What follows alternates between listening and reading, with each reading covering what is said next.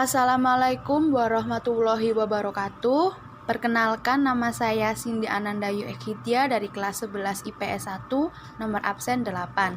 Di sini saya akan menjelaskan tentang sosiologi bab 3, perbedaan, kesetaraan, dan harmoni sosial.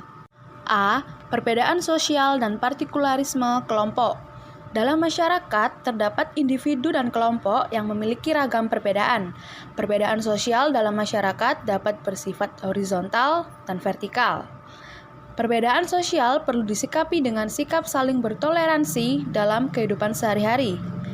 Perbedaan sosial, perbedaan antar individu atau antar kelompok yang menunjukkan adanya tingkatan lebih tinggi atau lebih rendah.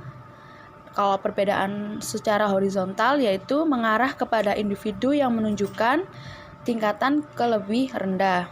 Selanjutnya yaitu ada diferensiasi sosial. Arti dari diferensiasi sosial sendiri adalah pengelompokan masyarakat secara horizontal berdasarkan perbedaan latar belakang sosial. Diferensiasi sosial memandang perbedaan dalam masyarakat memiliki kedudukan yang sama atau setara. Contohnya yaitu diferensiasi berdasarkan agama. Menurut Emil Durkheim, agama adalah salah satu sistem kepercayaan yang terdiri atas kepercayaan dan praktik yang berhubungan dengan hal yang suci. Menurut Emil Durkheim, unsur-unsur yang terkandung dalam agama adalah yang pertama yaitu ada emosi keagamaan. Yang kedua yaitu ada sistem kepercayaan. Yang ketiga ada upacara keagamaan. Yang keempat ada kelompok keagamaan. Yang kelima ada sarana yang digunakan dalam upacara keagamaan seperti tempat ibadah. Terus ada juga diferensiasi berdasarkan suku bangsa. Menurut Konjaningrat, suku bangsa adalah sekelompok manusia yang memiliki kesatuan budaya yang terikat oleh kesadaran serta identitas atau jati diri. Sebagai contoh, masyarakat yang mendominasi di Pulau Jawa yaitu suku Jawa, keragaman suku bangsa perlu disikapi masyarakat dengan semangat bertoleransi dalam kehidupan sehari-hari. Diferensiasi berdasarkan mata pencaharian.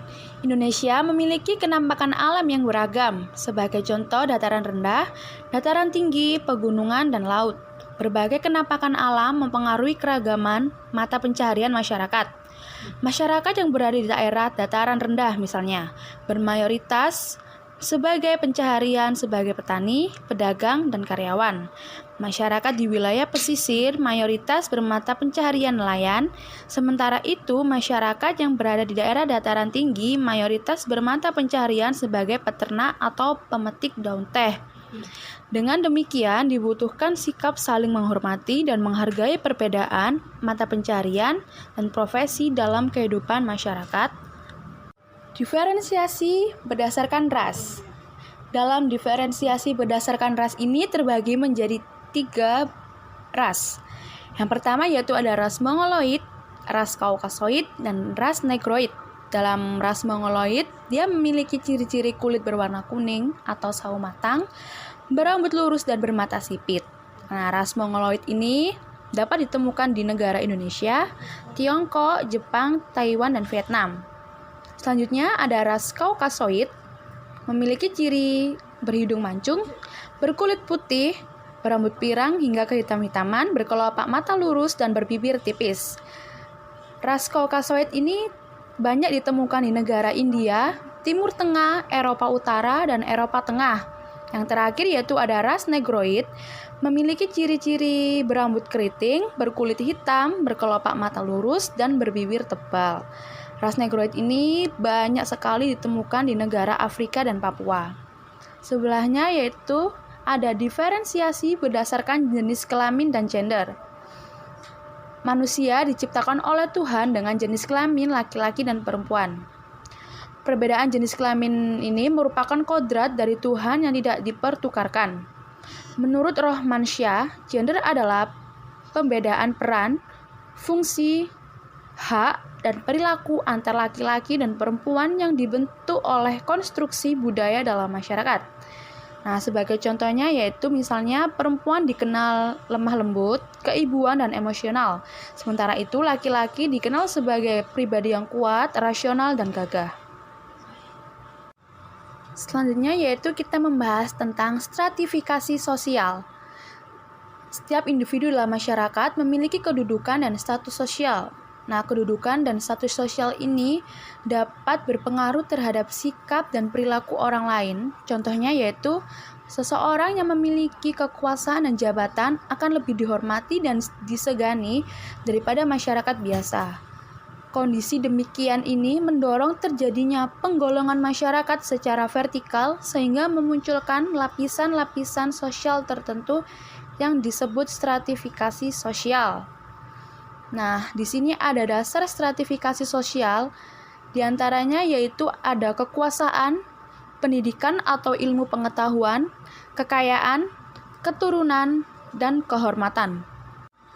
Lanjut, kita ke sifat stratifikasi sosial. Di sini sifatnya ada 3, yaitu stratifikasi sosial tertutup atau closed social stratification. Yang kedua ada stratifikasi sosial terbuka atau open social stratification. Yang ketiga ada stratifikasi sosial campuran. Kalau stratifikasi sosial tertutup yaitu dia membatasi perpindahan status individu untuk naik ke lapisan bawah. Sebagai contohnya yaitu dalam kasta masyarakat gitu ya. Terus yang kedua yaitu kalau status sosial dinamis atau terbuka, itu dia melakukan perpindahan status sosial ke lapisan lain. Sebagai contohnya yaitu Andin berasal dari keluarga sederhana. Berkat kerja keras dan ketekunan dalam mengembangkan usaha, Andin mampu menjadi pengusaha sukses. Yang ketiga yaitu stratifikasi sosial campuran. Stratifikasi sosial campuran itu merupakan kombinasi terhadap stratifikasi sosial terbuka dan tertutup, yang dimana dicontohkan dalam budaya Wayan digolongkan sebagai kasta sudra, akan tetapi berkat kecerdasan dan keterampilan yang dimiliki, ia mampu menjadi seorang dosen di universitas ternama. Ada juga ini munculnya partikularisme kelompok akibat perbedaan sosial. Yang pertama ada etnosentrisme, yang kedua diskriminasi sosial, yang ketiga chauvinisme, yang keempat rasisme, yang kelima separatisme, yang keenam nepotisme, yang ketujuh ada primordialisme. Selanjutnya yaitu B, prinsip kesetaraan guna mencapai kepentingan umum. Kesetaraan sendiri yaitu dapat diartikan sebagai kondisi dalam masyarakat yang memandang bahwa perbedaan dan keragaman memiliki kedudukan yang sama atau sederajat. Prinsip kesetaraan dalam masyarakat perlu diterapkan dalam kehidupan sehari-hari agar tidak menimbulkan konflik sosial. Nah, di sini ada bentuk-bentuk kesetaraan. Yang pertama yaitu ada kesetaraan gender. Contohnya itu sebagai perempuan dan laki-laki memiliki kesempatan sama untuk berpartisipasi, mengontrol, dan memperoleh manfaat yang setara atas hasil pembangunan. Yang B, kesetaraan suku bangsa atau etnik. Membina hubungan harmonis antar kelompok, bersikap toleran dan inklusif terhadap kondisi masyarakat yang sangat beragam. Yang C, ada kesetaraan ras. Prinsip kesetaraan ras perlu ditekankan dalam kehidupan sehari-hari agar tidak menimbulkan konflik sosial yang mengarah pada perpecahan dalam masyarakat. Yang D yaitu kesetaraan agama. Prinsip kesetaraan dalam beragama merupakan kunci penting untuk menciptakan harmoni sosial antar umat beragama. Yang E yaitu ada kesetaraan sebagai warga negara. Kesetaraan kewajiban sebagai warga negara Indonesia dibedakan menjadi 3 bidang, yaitu yang pertama bidang hukum, bidang sosial budaya, bidang ekonomi. Ada juga yang kedua yaitu kesetaraan hak sebagai warga negara Indonesia terbagi menjadi 3, bidang sosial budaya, bidang ekonomi, dan yang terakhir adalah bidang politik. 2 yaitu hak sekaligus kewajiban sebagai warga negara Indonesia. Setiap warga negara memiliki hak sekaligus kewajiban yang diatur dalam Undang-Undang Dasar Negara Republik Indonesia 1945. hak sekaligus kewajiban sebagai warga negara dibedakan menjadi 3 bidang, yaitu A. Bidang bela negara.